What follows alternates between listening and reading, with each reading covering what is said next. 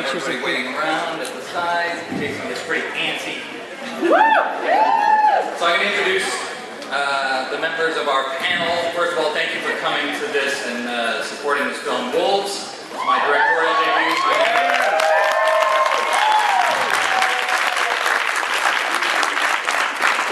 Thank you. My name is David Hayter, and but you know that. First of all, I'd like to introduce David Lou Elsey, who are the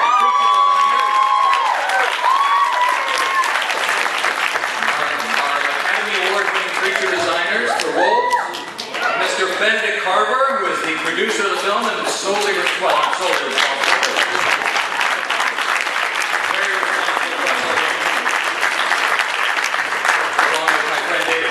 Who's our executive producer, who's here, but there he is, he's taking pictures. So a big hand for him too in the blue.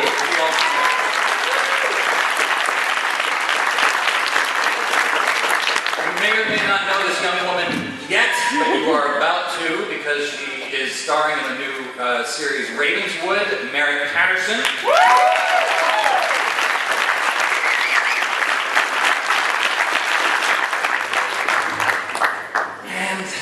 There really are no words.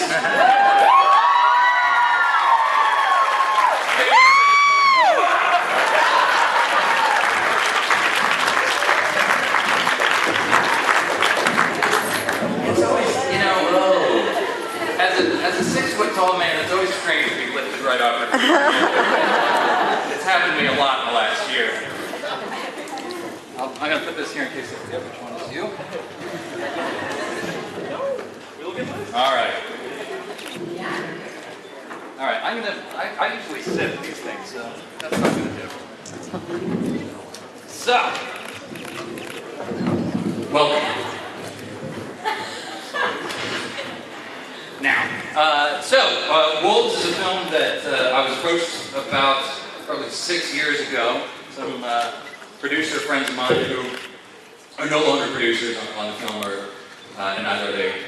Friends of mine asked me if I could come up with a fresh take on the werewolf genre. And so what I tried to do was, well, basically I spent one horrific weekend watching every werewolf film ever made.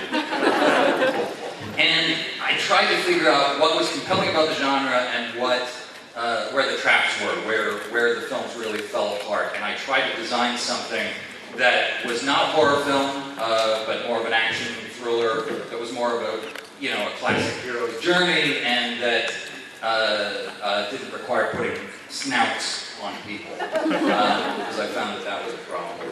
It just looks like a giant Krishna's. That looks silly. So it was in Jason's contract, no snout. So basically, I'm going to introduce you to everybody, have everybody say a word, and then I'm going to show you some material. I'm Jason Momoa. I play Connery Slaughter, aka Connor, the big bad wolf. And David approached me. Would have been, about a year ago. Yeah, a year ago. I was with Benedict, and the script came through, and I was really, really stoked because I got to play this big bad wolf. My son's name is Wolf, and I'm obsessed with wolves. And when I read it, and I have a wolf. I went to when I read the script, I was really stoked. But it was the character was so interesting because it wasn't. David didn't want normally the big tough thing that I. Tell him what you want. So Jason, tell him why it was perfect for the role, David. I will. It's your subtlety. Now, Jason, when I met Jason, we sat down for the first time, and I watched him eat for the first time, which was something in itself. More salad, more steak, more beer, more beer. And but we had such a great time, and it became clear how funny he was and how charming, and so. His character really runs this town, and he is the biggest, baddest wolf on the East Coast, obviously. But I told him, I don't want to do what they normally do with Jason, which is to make him the big monstrous thug, because he's huge, but he's got I'm a really nice guy. Really nice, no one knows that though. he's really nice, he's really funny, and he's super charming, and he's a phenomenal actor. So I said, let's play this guy smart and subtle, and that he's just always watching. And so Jason went and studied with the actual wolves. Yeah, so I found a place called the Wolf Connection. It's about an hour outside of LA, and I studied with this guy who they've got like 25 wolves out there that they've rescued, and it was amazing just to sit with them, and I just wanted to study and learn just how they stare and they look through you, and they can look through you, they can look at you like a boob. Yeah, he came up to me in the barn. You're going to see this scene. I'm going to play it for you because it's one of the best scenes in the movie. And it was his first day, and he was all done up in costume and everything. And he told me, he's like, yeah, we're studying with these wolves. And what happens is, the concept is, I see you, I see around you, and I see through you. And I was like, I'm terrified. Sure, 3 distinctive looks, and there's really some are scary, yeah. And it's, I wanted to use that for Connor. But anyways, I ended up adopting wolves there, and he loves my kids, he loves my wife, and he hates me. Because I'm definitely the alpha. Have a hard time being. It is, yeah. He's definitely the omega, but he's huge. He's like in Zion. He's 100 pounds, but he's scared. He's beautiful. He's beautiful. But anyway, so I love Connor because it was just very colorful. There's a lot of stuff that I got to do as an actor that I've never done in anything before.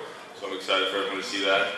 It's very playful, scary, honest, pure, beautiful. And in the end, it gets crazy. And he came up to me and he was like, okay, so this is kind of crazy. Like, how far do you want to go? I was like, hey man, just enjoy it. If it's too much, we'll pull it back. And he didn't pull it back. We didn't pull it back, and it's awesome. And these 2 down here are amazing.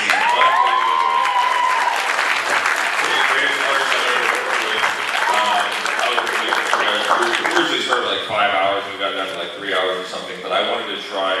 I've never done prosthetics before, and I'll never do them again. But I love being with them, like spending that much time with you guys, and we listen to records and just talking. But it was gnarly putting that stuff on because they hand laid every hair on your face. There's just a team of people nonstop working on this, and they gave it their all, and it's beautiful, and you guys are gonna love it. Yeah. So. Yes, I would do another one, but it has to be with you guys. Yeah, so David Liu won the Academy Award for Wolfman 2 years ago.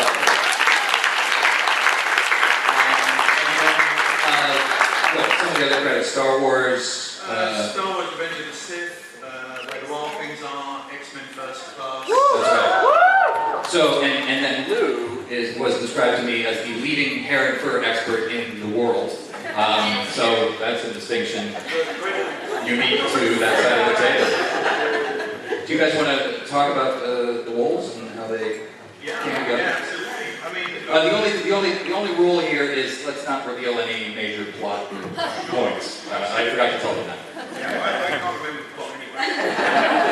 It wasn't really much of a plot.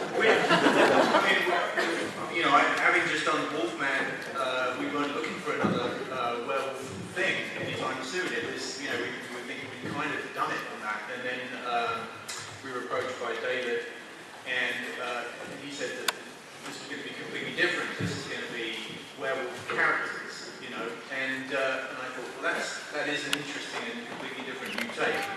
He also wanted to have a very different look to other werewolves. He had a very unique thing that he was going for, and it just sounded intriguing to us. And the thing that scared me the most on it, funny enough, was not working with Jason Momoa, although that was scary.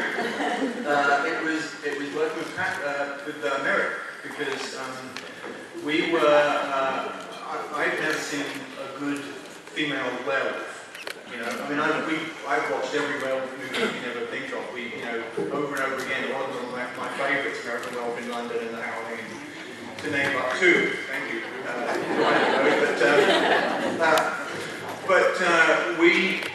I searched and searched, and I couldn't find a picture of a really good sexy-looking, strong female werewolf character. And I said, I don't know if it can be done, because I'm not sure that hair on a woman's face is the best thing. Well, it depends on the filming. It's true. It does depend on the It's film. the rare woman that can pull off the sexy werewolf. So that was the first one that we attempted to kind of crack design-wise, and we did a makeup test, and it was very successful, and we were very pleased with the results.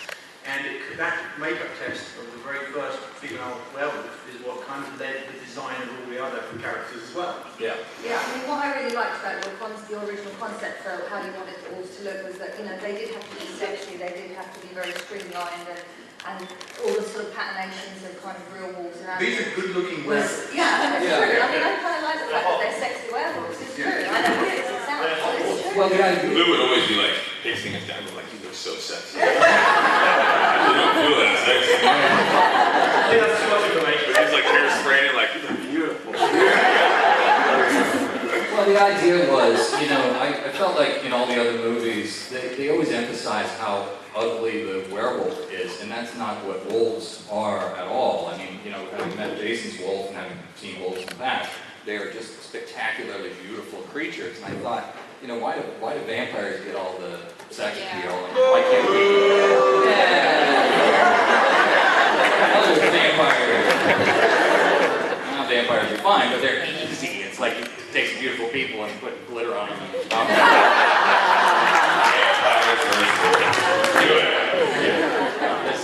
This is a lot more primal, but it's still badass, and we still got this beautiful cast and pretty kick-ass movie. So, Benedict, I know you're all dying to hear from Benedict. So, Benedict is our producer, and as I say, we would not be here without him. And he was my partner in Directorial Studios, and that's a lot of work. tell him how this. Well, you continue to rise. You're feeling upward. Well, I was just thinking as you were talking of how many, I know one of the things that drove you craziest about putting this movie together when we weren't making it was how many different countries I kept trying to get you to go to in order that we could get it financed. And That's true. I location scouted Bucharest, Transylvania, literally, Sydney, Melbourne, and then we were just about to go to Louisiana, and then it was Montreal, and so finally we ended up shooting in Toronto. yeah, you know, we didn't know what we had to do. But in fact, when we were first working with David and Luke, we were actually going to shoot a film in Australia at that point. Yeah, That's how we met you. So it just shows you that we kept picking up people along the way in every country and adding them to the team. But yeah, I think this took us in total about 6 years from inception to completion. So I mean, that's not so bad. No, I mean that's probably a little less than average for the amount of time it takes to put together something. And you only had to do about 30 drafts of the script. So. Well, the budget kept shrinking. So.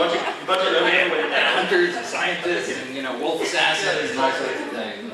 In the end, it's just Jason. But I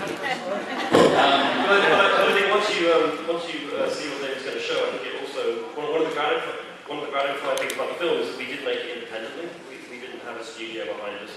I think we still delivered something that's of the same quality as if we had a studio.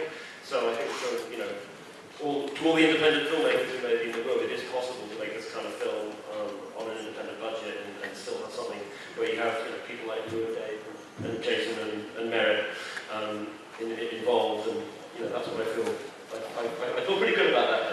Yeah, we pulled out something of pretty significant scope for an independent film. So, and then Merritt, Merritt Patterson, again, rising star, who I discovered, and I got lucky that they ended up filming in Toronto.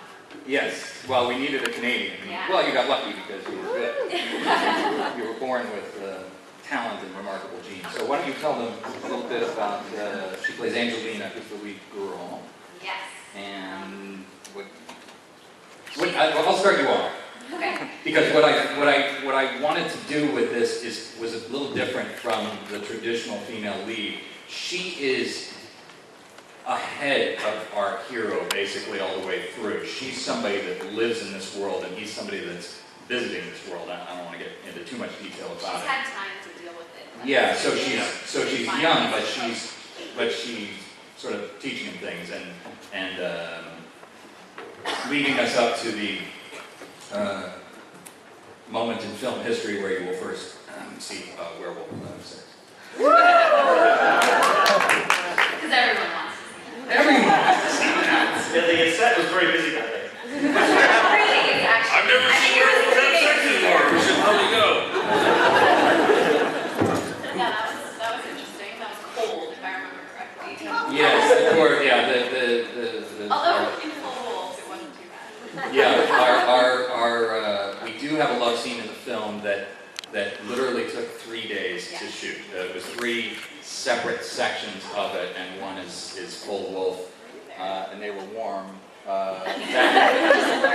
Prior to that, they were up in a barn in the Canadian, the late Canadian fall, and it was cold, Yeah. and but they were rock stars. So. Yeah, it was fun. It was a crazy experience. Indeed. I kind of got thrown into it too because I think I auditioned on tape, and then I had a Skype meeting with you, then I put it back on tape, and then I was flying to LA. I got a call at like noon, and I was on a plane 5 hours later going to do prosthetics. It all happened within 5 days. That's right. Yeah. So it was. We like to It play was close to the whirlwind. edge. It was crazy, but it was a really, really cool, unique experience. Well, we have to get all these people all around the world to approve our cast choices, so we have all these findings. Yeah, that's the joy of independent film. We had to call France, and we had to call Canada, US, and make sure that everybody was on board with everything. We should give a shout out to our French financiers who put up loads of money for the film. Yes, the French company TF1 put up most of the money, the lion's share of the money for this, and I could not be more grateful to them and to Entertainment One out of Canada, who were also huge supporters of the film. So I think I'm going to show you some stuff. You guys want to do that?